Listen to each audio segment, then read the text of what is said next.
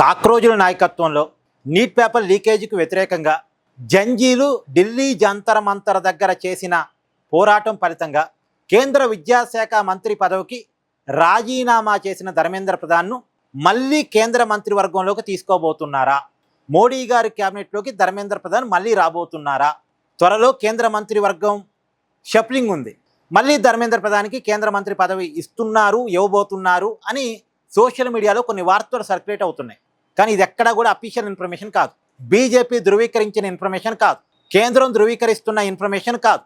ఇది కేవలం social media ప్రచారం మాత్రమే. ఇప్పటికీ నిజానికి మళ్ళీ కేంద్ర మంత్రివర్గంలోకి ధర్మేంద్ర ప్రధాన్ని తీసుకునే అవకాశం ఉండకపోవచ్చు. ఆ ధైర్యం ఇప్పుడు బీజేపీ చేయకపోవచ్చు. ఎందుకంటే ఆ వ్యక్తి టార్గెట్గానే పెద్ద ఎత్తున పోరాటం జరిగిన తర్వాత ఆ పోరాటం వల్ల ధర్మేంద్ర ప్రధాన్ చేత రాజీనామా చేపించి మళ్ళీ అదే ధర్మేంద్ర ప్రధాన్ని తిరిగి క్యాబినెట్లో తీసుకునే ధైర్యం రాజకీయంగా బీజేపీ చేయలేదు. కాకపోతే ఇంకొక ప్రచారం కూడా నడుస్తుంది. ఆయనకి కేంద్ర మంత్రి పదవి ఇవ్వకపోతే ఒడిశా ముఖ్యమంత్రి పోస్ట్ ఇస్తారేమో అనే ప్రచారం కూడా నడుస్తుంది. ఏమో చెప్పలేం. అయినా సరే ఒక మాట మాట్లాడుకోవాలి, ఆయనేమి నీట్ పేపర్ లీక్ చేయించిన వ్యక్తి కాదు. ఆయన శాఖలో పేపర్ లీకేజ్ జరిగింది, ఆయన చేయించలేదు. కాకపోతే ఆయన శాఖలో జరిగింది. ఆ శాఖలో జరిగింది కాబట్టి దానికి నైతిక బాధ్యత వహిస్తూ ఆయన రాజీనామా చేయాలని జంజీలు కోరుకున్నారు.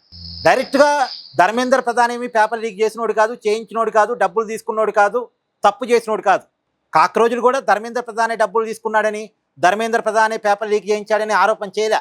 ఎవరికీ అనుమానం లేదు, ధర్మేంద్ర ప్రధాన్ మీద ఎవరికీ అనుమానం లేదు. కాకపోతే ఆ శాఖకు మంత్రిగా ధర్మేంద్ర ప్రధాన్ ఉన్నాడు కాబట్టి, ఆయన మానిటరింగ్ తప్పులు ఉన్నాయి కాబట్టి ఆయన రాజీనామా చేయమని అడిగారు. కాబట్టి ఇక రాబోయే కాలంలో ఆయన ఏ పదవికి అనర్హుడు అంటే తప్పు. ఆయనకి వేరువేరు పదవులు తీసుకోవచ్చు కాక, ఆయనకి వేరువేరు అవకాశాలు భారతీయ జనతా పార్టీలో రావచ్చు కాక. ఇప్పుడు ఆయనేం తప్పు చేసినట్టు కాదు కదా, ఆయనే పెద్ద నేరం చేసినట్టు కాదు కదా. సరే తప్పు చేశాడు, నేరం వచ్చి చేసినట్టు కాదు కదా. తప్పు వేరు, నేరం వేరు. తప్పేమో మానిటరింగ్, నేరమేమో ఏమి చేయలేదు. ఆయనేమి డైరెక్ట్గా పేపర్ లీక్ చేయలేదు, చేయించలేదు, డబ్బులు తీసుకోలేదు, డబ్బులకి పేపర్ అమ్ముకోలేదు. ఇది కాదు ఆరోపణ ఆయన మీద ఉన్నది. కాబట్టి ఆయన నేరం చేసినోడు కాదు కాబట్టి మరొక పదం తీసుకోవచ్చు. అది మేబీ అంటే నేను అనుకోవడం ఇప్పటికిప్పుడు ఒడిశా ముఖ్యమంత్రి కూడా ఆయనకి ఏమి ఇవ్వరు. కాదు ఇవన్నీ సోషల్ మీడియా ప్రచారాలు. ఈ ప్రచారాలని బీజేపీ ఎక్కడ ధృవీకరించట్లే.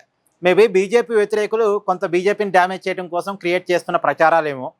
కాకపోతే ఏంటంటే ధర్మేంద్ర ప్రధానికి ఇప్పటికీ బీజేపీలో ఇంపార్టెన్స్ ఉంది కాబట్టి, మోడీ గారి దగ్గర ఇంపార్టెన్స్ ఉంది కాబట్టి, మొత్తం కేంద్ర పెద్దల దగ్గర కూడా ఇంపార్టెన్స్ ఉంది కాబట్టి ఈ ప్రచారాలన్నీ జనం నమ్ముతారు కాబట్టి చేయిస్తున్నారు. అది మేబీ. కానీ ఇది వీటిలో నిజం ఉండకపోవచ్చు.